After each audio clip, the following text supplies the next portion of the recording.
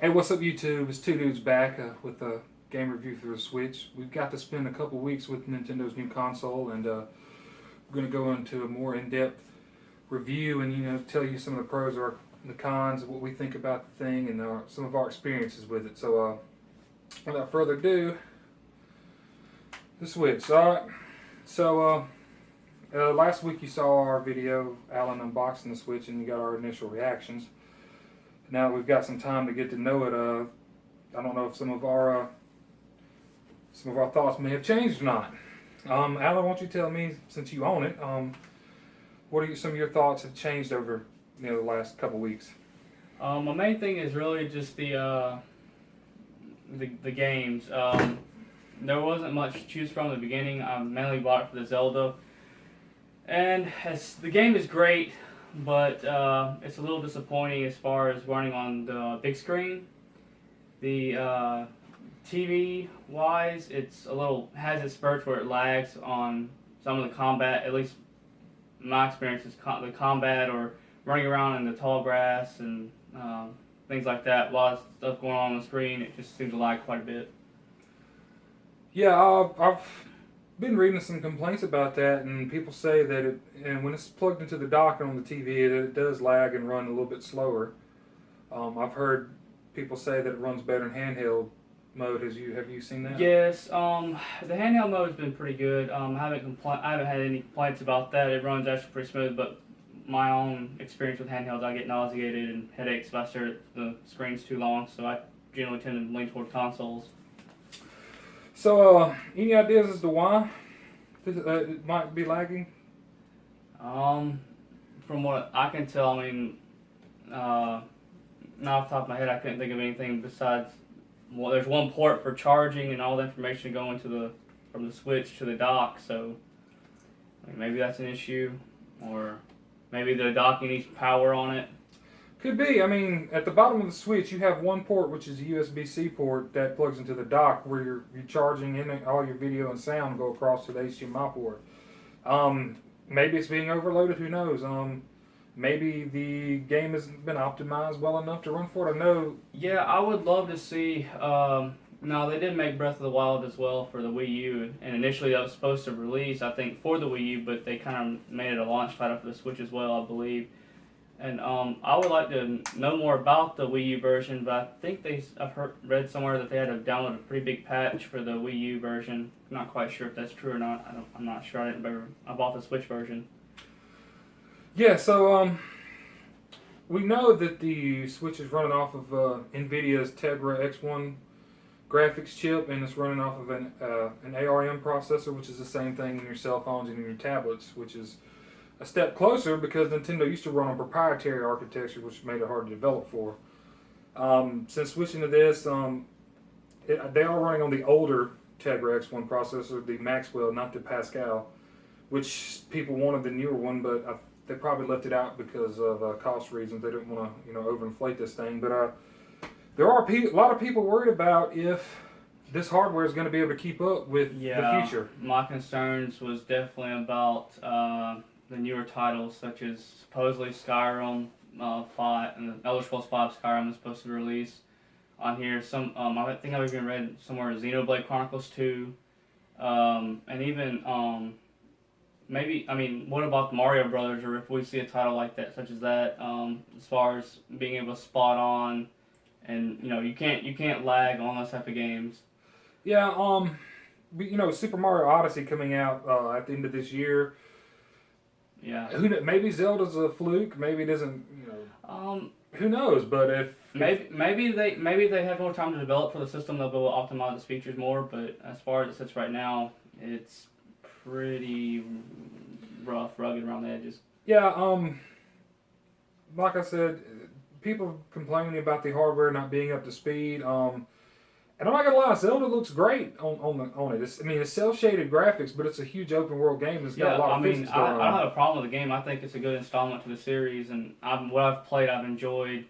But the thing that kills me is the lag. It really lags. Yeah, I've witnessed during gameplay you can be fighting the goblins and jumping around, and it will just hang up for a few seconds, or there'll be a delay.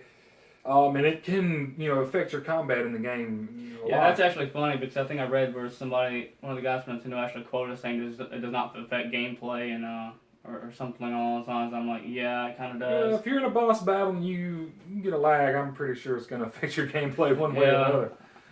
Um, so, what else? You got any other thoughts about it since playing it for 2 weeks? Do you still like the controls?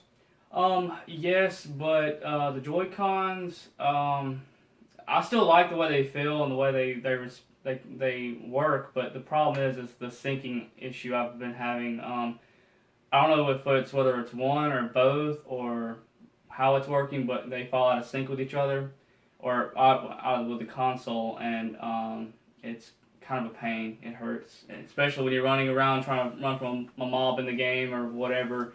It catches you off guard and it kills you. Yeah. While I was playing, I mean, I don't know if it's your couch isn't too terribly far away from your TV. I'd say 8 to 10 feet, probably. Yeah.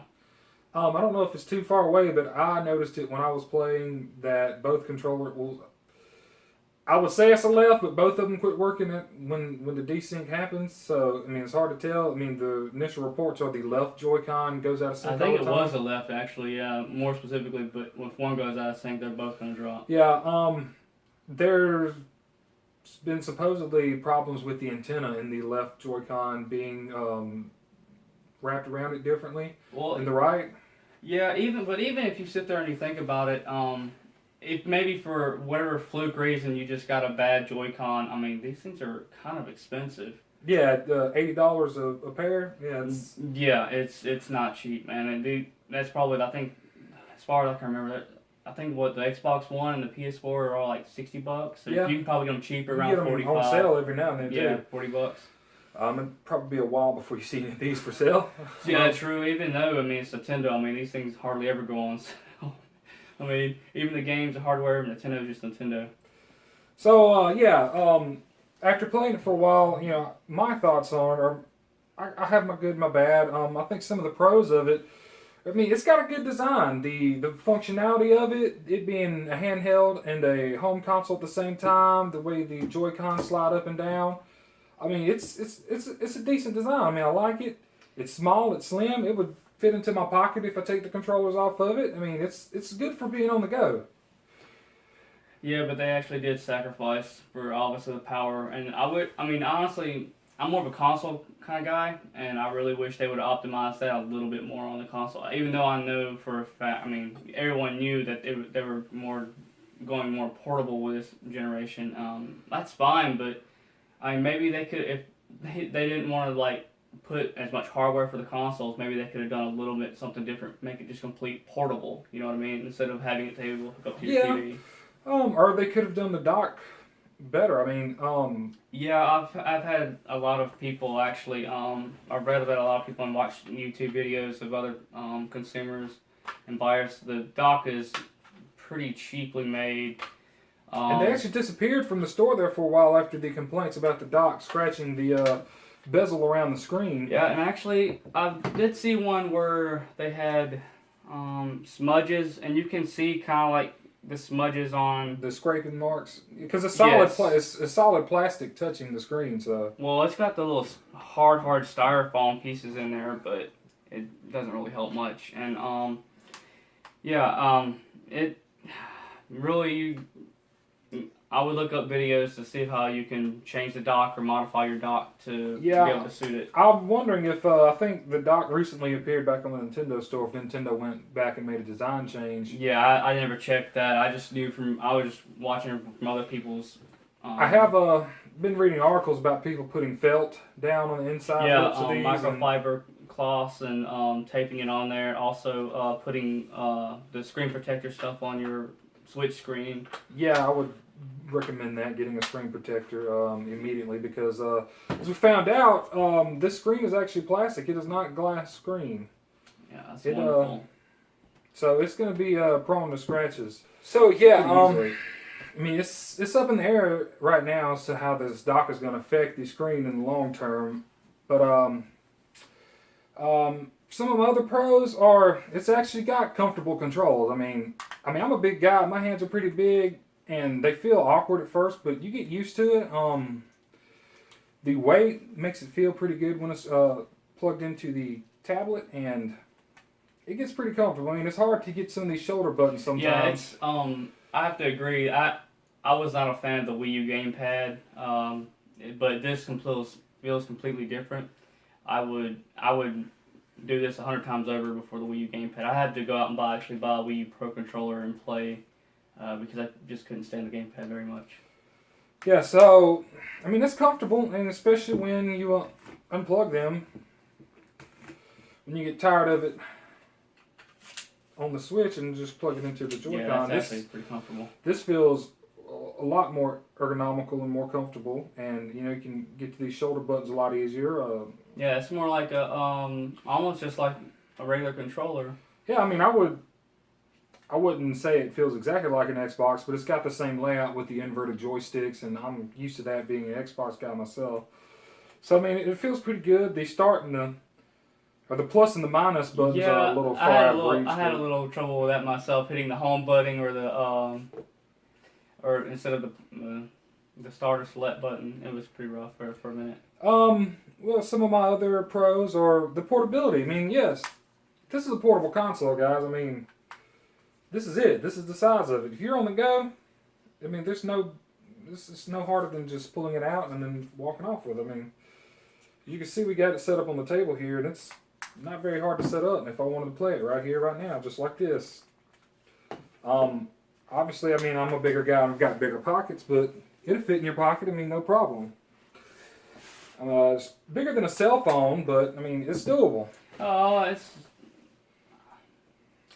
almost what I can't remember the exact dimensions. It's like what? It's a 6.2-inch touchscreen. Yeah, it's as big as my phone. Yeah, and the screen is 6.2. The tablet or the Switch itself is a little bit bigger, but yeah. Another one of my pros is the flawless transition between the dock mode to the handheld mode, which we will show you in a minute here.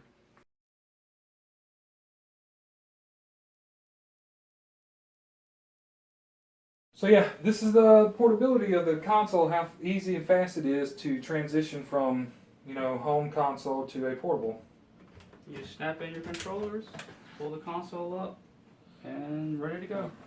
And it's just as fast in reverse. Yep.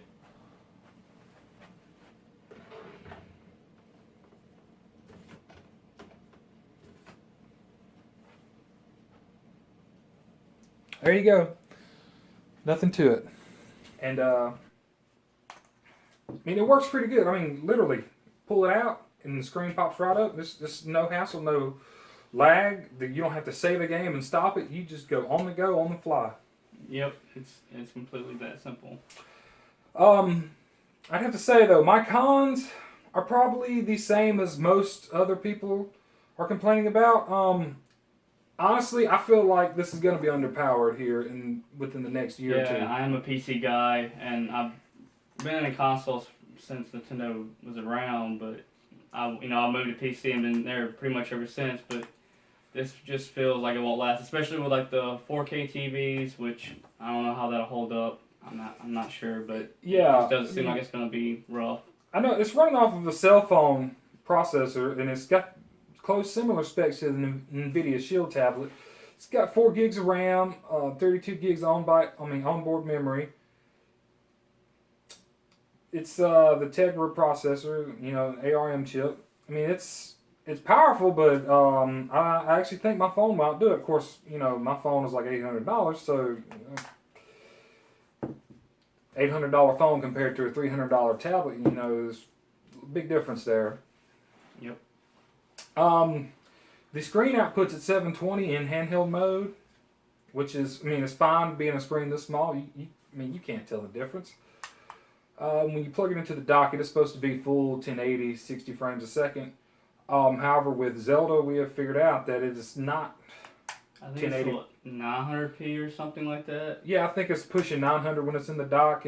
But it still looks good on TV. I have a 60-inch 1080p screen in my house and it looks good. I mean, but like I said, it has horrible slowdown, and that for me kills it. And it might be the Switch. I don't want to say it, but maybe the Switch isn't powerful enough to handle Zelda. And that's a launch title, and they're supposed to get better along, as time goes on. Yeah, So it's kind of putting the nail in the coffin if they can't run their long launch titles. I mean, reading out, Zelda is using dynamic resolution to try to keep the frames at a steady 30 frames a second. So it will drop the resolution at times, and people have reported actually being able to see when the frames drop. I mean, when the resolution drops or the frames drop. And it's, a lot of games are using it. Now, I know Xbox uses it a lot, and I think PlayStation's using it on the Pro with some of their 4K games. I'm not 100%, but I think most of the console games, at least PS4, Xbox, a lot of them run at 30 frames a second and then, so it's pretty standard for console. Yeah, I mean, 30 frames a second isn't so bad, but it's having trouble running Zelda at 900 on the TV. Yeah, it's like 30 I said, frames if a you, had, second. if you had a 4K television and all that other much crazier tech, you may not get what you want out of the Switch. Is there any way to remedy this? I don't know. I personally wish they had went the route and installed an external GPU inside this dock, either through a Thunderbolt port or whatever. But you've seen them now. You got external GPUs you can plug your laptop into that will turn it into a full blown gaming rig. I mean, I don't see why it couldn't have been done here when you're playing on the TV to bump the power up, tremendously. And who knows, they may come out with that in the future to compete better. Yeah, I hope, whether this is the first model, some, they'll come out with a newer model eventually. Maybe they'll be able to hear the complaints of the fans and the people that have bought the original and see that they can, make a better model or modify a little bit to suit the needs of the consumer. Who knows? Yeah, so that may be a possibility down the road, may not. We just don't know yet. I personally hope they go that way because I'd like to see this thing compete for at least a few years. Yeah, I would too. Honestly, Nintendo's been lacking the last couple of generations. Yeah, power isn't everything. Gameplay is, and I won't lie, Nintendo puts out some of the best games out there. But I mean, as you can see now, this thing's having problems running Zelda. Some of the other cons. This isn't too terribly bad right now, but I'm worried about the battery life and not just how long you can play on it, but this isn't a replaceable battery. Yeah, I think it was reported that you could play like 2 or maybe I think it's like 2 to 3 hours on Zelda. Yeah, 3 hours. You can get about maybe 3 hours out of Zelda in the handheld mode, and it's 20 hours for the batteries in each of the Joy-Cons. They have their own separate batteries. Yeah. It's not, it's not too terrible. If you're in the car, you can riding. You can have the USB-C port to plug it in on the go. USB-C charges pretty fast, so I don't think that should be a problem. But yeah, but everyone knows, with rechargeable batteries and things like that, they'll go bad after time and all that stuff. So, as from what I've read, that Nintendo will actually replace your battery for a price. I don't know what that price is, or anything like that, but they will actually change it for you. And no, you cannot change it yourself. You would have to actually ship it to them to get them to change it. It's funny. I was just noticing it though. They're not using the proprietary screws, are they? I'm not even. That looks like a regular Phillips head. Those are proprietary, but the top using a regular Phillips head. I was going to say somebody's probably tore into these things already. Oh, my bad. I'm sure. My other cons are I'm concerned about the dock scratching the screen. It being a plastic screen, it's more prone to scratching. Most phones and other tablets are going to the Gorilla Glass, which is shatterproof. Supposedly, yeah. So they say. It's been put to the test here. And here's my biggest thing is the lack of games. The lack of games. Well, I think they have a few more games now on the eStore, but I mean, let's see, there's Bomberman, Zelda, and the 1-2 Switch, and those are pretty much the main titles that Nintendo has released. There are other Nintendo titles, but they're digital. And on top of that, they've been out on other consoles or available on other platforms. Yeah, like I Am Setsuna, which yeah, I was actually looking at that game for Windows. Actually, it looked pretty good. I was more interested because of the Final Fantasy type style, and also Shovel Knight. I was a major fan of that game on the Wii U. Yeah,